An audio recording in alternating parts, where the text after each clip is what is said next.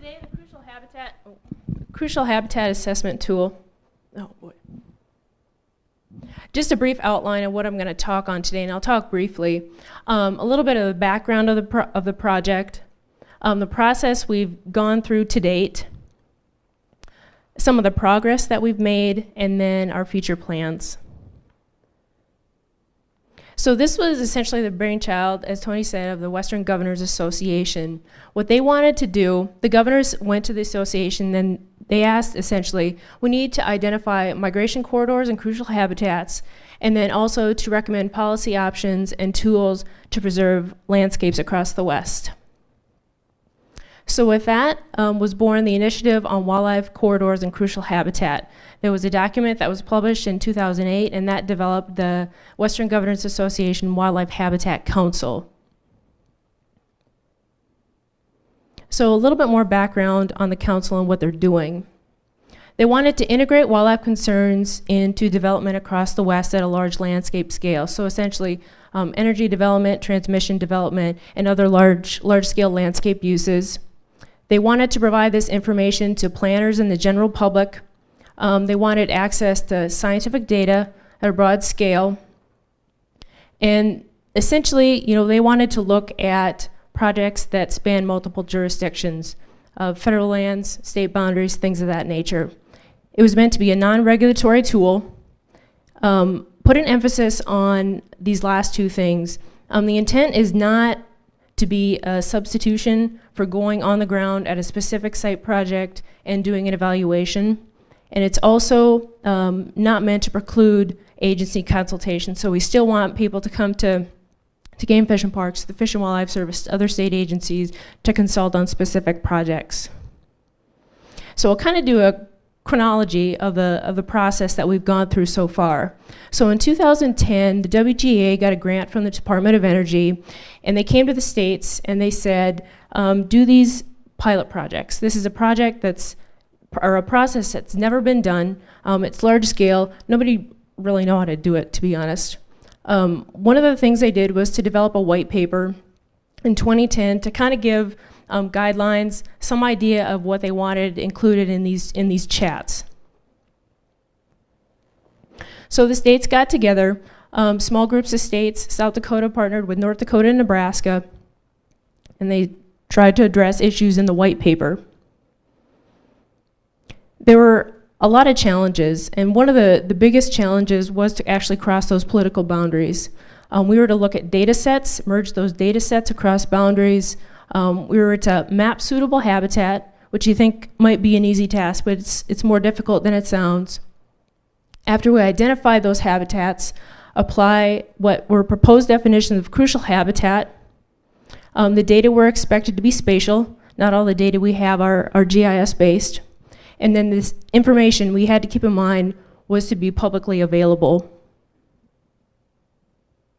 So the states kind of went through this process. In 2011, we went to the council and we said, look, we have some recommendations. We found that states collect data on different species. There's different issues of concern in different states.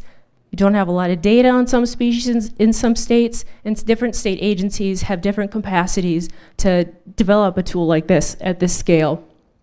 So the Wildlife Council listened to some of our recommendations, and they updated the white paper in 2011. And two of the main recommendations that the states gave were that each state should have an individual chat, but that still didn't address the fact that we needed to cross political boundaries. So we recognized that, and we also said, well, we still know that we need a West-wide chat. So we're going to have kind of two separate projects, but we're going to still work on these together. So I'll address the West-wide chat, and then I'll also touch on the South Dakota-based chat. So for the West-wide chat, what representatives from each of the states did was identified needed working groups. And one of the main working groups, and one of the most important ones, is that first one.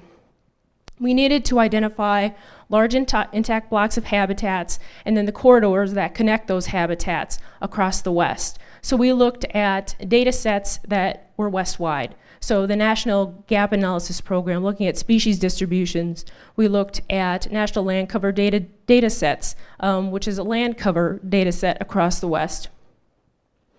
We realized that there were some specific issues that may not be captured within that first working group.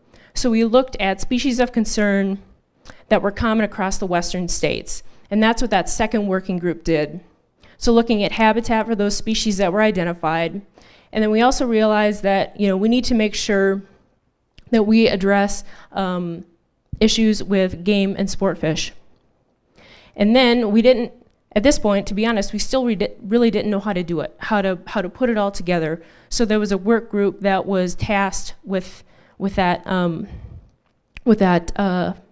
charge. And this is just draft. This essentially shows these crucial habitats. So large intact blocks of landscapes and the corridors that connect them. It's by no means finished. And if you remember, one of our tasks was to do this, across political boundaries. So this ideally should be a smooth map. I mean, it's not. So we still have a little bit of work to do, but it's a first step.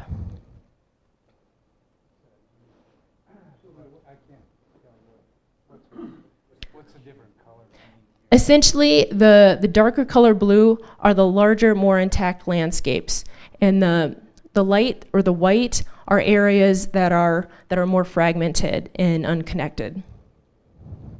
Why is North Dakota still brown and burnt up? Did they leave the process? North Dakota really isn't active in this WGA project. And Texas. Okay. But I'll move on to the state level chats, or especially the South Dakota chat. So initially when we started, South Dakota got together with North Dakota and Nebraska. North Dakota was still essentially kind of playing at this point. So we coordinated to some degree to try and cross boundaries. So one of the things that we identified for these three states is that wind energy was probably, at least at that point, the most pressing energy development in our state. And then, so we kind of formed a loose goal to develop informational tools to guide the siting of wind energy and transmission such that impacts to wildlife are minimized. The second thing we did to look at commonalities among the three states was to look at the State Wildlife Action Plan. For those of you that aren't familiar, the state wildlife action plans are essentially a way to prevent threatened and endangered species listings, and it's also essentially a funding source. Within these state wildlife action plans, each state has to identify a list of species that they'd like to address. So we looked at the species lists for North Dakota, South Dakota, and Nebraska, and we identified this group of species. So we also looked at known or perceived threats to these species from wind energy. So we had frugious hawk, whooping crane, the three grouse species in South Dakota, or at least the upland grouse species, sharp-tailed, greater prairie chicken, sage grouse, burrowing owl, and then golden eagle. And we tried to look at bats as a whole. Migratory tree bats are a group of species that are known to be susceptible to turbine strikes. And this bat in the middle here is a hoary bat. And we also wanted to incorporate important habitats to the Dakotas and Nebraska, and essentially grassland and wetland habitats were the two top habitat types. So one of the first things we did was to ask for the help from South Dakota State University. We have some data on those species. A lot of those species, we don't have a lot of data. Bats in particular, we have little to none. The grouse species, we have fairly good amounts of data to develop habitat models. But so we were working with John Jenks, Troy Grovenberg, and Indrani Sesmal from South Dakota State. So we're still relatively early in this process. We've got draft models for those 8 species that I showed you. In the future, we'd like to incorporate more species and habitat information.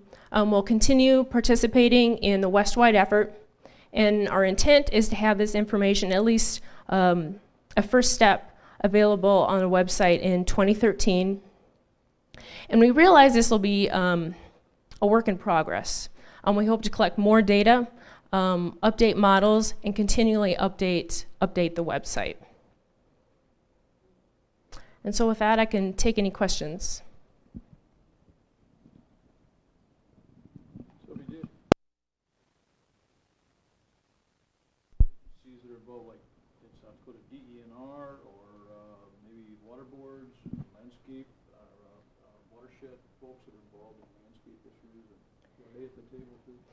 They weren't up to this point, but that's one of the additional things that we'd like to do, is to get feedback from those folks as far as what additional information should be included, maybe their feedback on user interface for the web tool. So it's at a state level, there hasn't been all that much interaction with other agencies.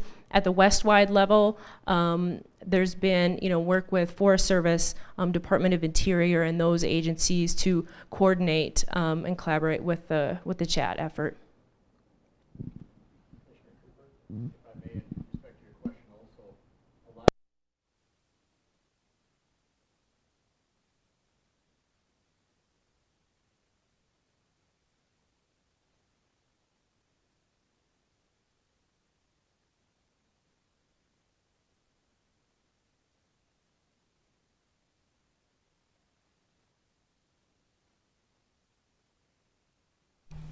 Mr. Chairman, will you also want to get landowner producer information too as you get deeper into it? Do you mean specific data or landowner feedback? That's something that we'd be looking into, especially once we get feedback at a more state and more local level.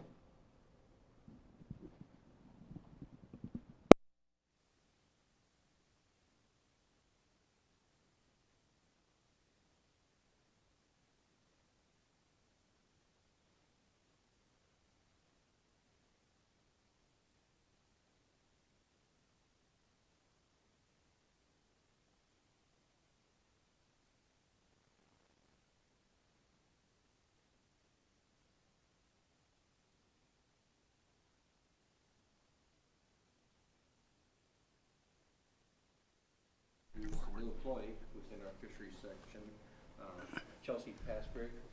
And Chelsea joined us a little less than a year ago. In May. Yeah. Quite a bit less than a year ago. She's an aquatic biologist in our diversity section.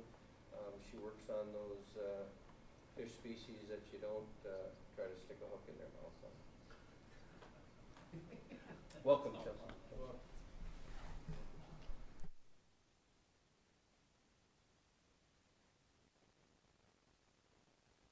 It was already on. That's the way I usually operate. Thanks for allowing us to be here to present some of the things that are going on in fisheries. And I switched the order. Being an old hatchery guy, I put the fish production first. Forgive me. So I'm going to start.